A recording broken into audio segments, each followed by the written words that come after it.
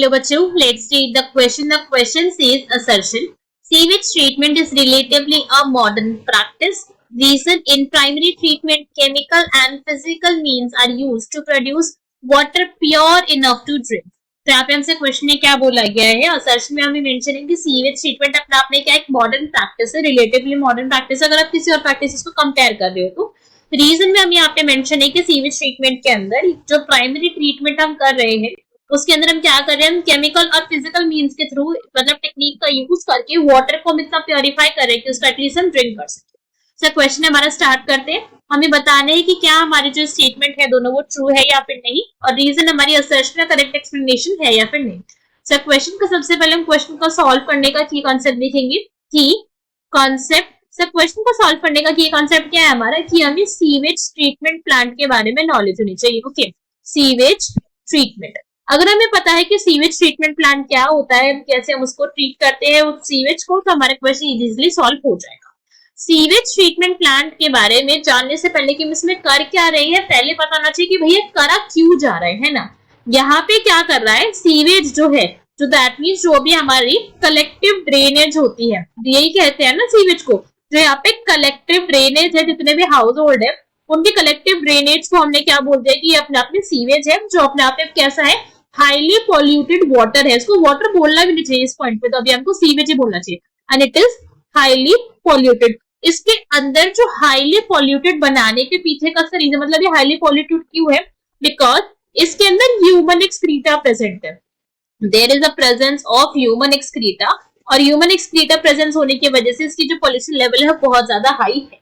अब हमें क्या करना है, इसी वाटर को, दैट मीन्स इसी सीवेज को हमें इसे इतना साफ करना है कि ये सीवेज से, जिसको अभी हम क्या बोल रहे हैं कि भैया सीवेज है, सीवेज है, सीवेज है, सीवेज से काफी प्रोसेस के बाद, काफी मेहनत के बाद अल्टीमेटली हम क्या कर सके, इसको ड्रिंकिंग वाटर वाली स्टेज तक हम इसको लेके जा सके। ठीक है, ड्रिंकिंग वाटर तक लेके जा सके, यही हमारे पीछे का पर्पस है सीवेज ट्रीटमेंट प्लांट का। सो ये अपने आप में कैसी प्रोसेस है, काफी ज्यादा टाइम कंज्यूमिंग प्रोसेस है, but also a very necessary process. तो इसमें हम करते क्या है, अब देखते हैं कि जो हमारे कलेक्टिव सीवेज हमें मिला, अब इस सीवेज को क्या करा जाएगा, सबसे पहले सीवेज को सेंड करा जाता है फॉर प्राइमरी ट्रीटमेंट। क्या करते हैं, इसको प्राइमरी ट्रीटमेंट के लिए इसको सेंड करते हैं।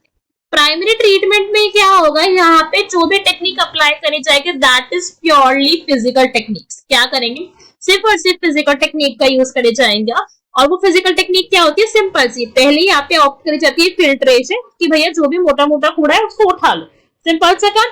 दूसरा करी जाती है सेडिमेंटेशन, कि वेट करो जितना कूड़ा है यहाँ पे, जितना कूड़ा करकट या फिर जो भी यहाँ पे गंक है, जो भी यहाँ पे हमारे पास वर्ड है, जितने सेडिमेंट हो सकते हैं हो जाए, बाकी के हम आगे पानी को आगे छोड़ देंगे। तो यहाँ पे यही करा जाता है। और इसके बाद क्या होता है, हमारे पास दो कंपोनेंट आ जाते हैं सीवेज के।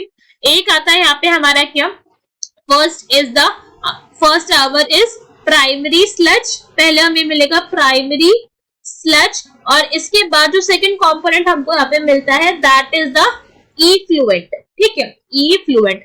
इसी इफ्लुएंट को अब हम क्या करते हैं, सेकेंडरी ट्रीटमेंट के लिए आगे सेंड करेंगे, कि अब इसी का क्या करवाना है हमको, यहाँ पे सेकेंड ट्रीटमेंट करवाना है, जिसको हम सेकेंडरी ट्रीटमेंट बोलते हैं। ठीक है, सेकेंड ट्रीटमेंट के अंदर अब क्या होगा, ये अपने आप के अंदर होती है एक biological process. This is a biological process. Biological process है, साथ साथ में बायोलॉजिकल प्रोसेस होने के साथ साथ ये मैकेनिकल प्रोसेस भी होती है। This is also mechanical process, because हम यहाँ पे बायोलॉजिकल दैट मीन्स कुछ माइक्रोब्स का तो यूज कर ही रहे हैं। बायो की बात करें, लिविंग ऑर्गेनिज्म यहाँ पे यूज हो रहे हैं, दैट इज सम माइक्रोब्स। साथ साथ में हम यहाँ पे कुछ मशीन्स का, कुछ प्रोपेलर्स का भी यूज कर रहे हैं। तो यहाँ पे थोड़ा सा ओवरव्यू ले करा क्या जाता है, ये जो हमारा इफ्लुएंट आया, हमने क्या करा, इस इफ्लुएंट को ऐसे बड़े बड़े हमारे टैंक्स के अंदर, डाइजेस्टर्स के अंदर उनको हमने डाला।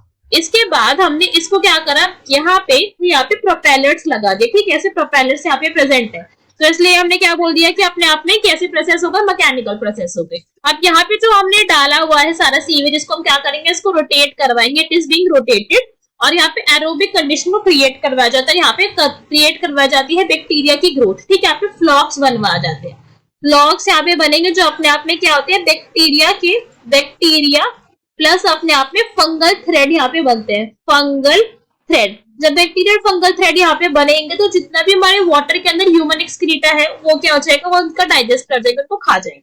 इसके बाद फर्दर यहाँ पे क्या हो जाएगा, स्टेप तक आते आते हमारी वाटर की जो BOD है, दैट इज जो उसकी बायोलॉजिकल ऑक्सीजन डिमांड है, वो काफी ज्यादा रिड्यूस कर जाती है। और अगर आपकी वाटर की BOD कम हो गई, दैट मीन्स अपने आप में इंडिकेशन है कि आपका वाटर जो है वो प्योरीफाई होने लगे, वो साफ होने लगे। इसके बाद फर्दर हम इसको सेंड करते हैं एनारोबिक रेस्पिरेशन के लिए बैक्टीरिया के साथ। एनारोबिक रेस्पिरेशन, अब यहाँ पे क्या करवाया जाएगा, एनारोबिक कंडीशन की प्रेजेंस में फिर से कुछ माइक्रोब्स की ग्रोथ करवाई जाती है कि भैया देख लो और कोई माइक्रोब बच रहा है, कोई स्कोप हो तो वाटर को और फर्दर प्योरीफाई कर दो। इसके बाद हम क्या करते हैं, वाटर की क्लोरीनेशन कर देते हैं। वी परफॉर्म क्लोरीनेशन, फिर एक बार डीक्लोरीनेशन हो गया और लास्ट में वाटर को सेंड कर दिया जाता है सप्लाई के लिए। ठीक है, ये पूरी की पूरी प्रोसेस होती है। अब यहाँ पे जो पूरी की पूरी प्रोसेस है हमारे पीछे का, इसका पर्पस था क्या, वाटर को प्योरीफाई करना। अब हमारे स्टेटमेंट रीड करेंगे। फर्स्ट हमें बोला गया था कि रिलेटिवली अपने आप में क्या है, मॉडर्न प्रैक्टिस है, तो अपने आप में स्टेटमेंट ट्रू है। रिलेटिवली मॉडर्न प्रैक्टिस का मतलब कि भाई अगर आप नॉर्मल पहले की बातें करो, जब हम क्या करते थे, हम डायरेक्टली जो सीवेज का कूड़ा होता था डायरेक्टली आप उसको क्या कर देते, रिवर के अंदर आप उसको डंप कर देते थे। बट अब आप ऐसा नहीं कर सकते हो, है ना। अब अगर ऐसा करोगे तो आपकी रिवर जो है बहुत ज्यादा पोल्यूटेड हो जाएंगे, क्योंकि वाटर बॉडीज पोल्यूटेड हो जाएंगे।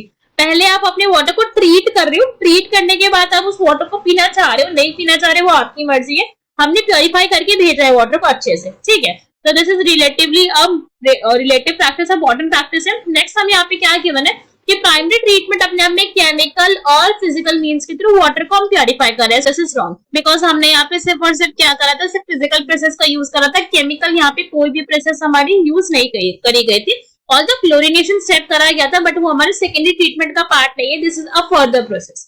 सो हमारी जो असर्शन है वो तो ट्रू है, बट जो हमारा रीजन है वो कैसा है, वो फॉल्स है। सो करेक्ट स्टेटमेंट क्या हो जाएगा, that will be option number C, if assertion is true but reason is false. I hope you understood the explanation well. Best of luck. Thank you.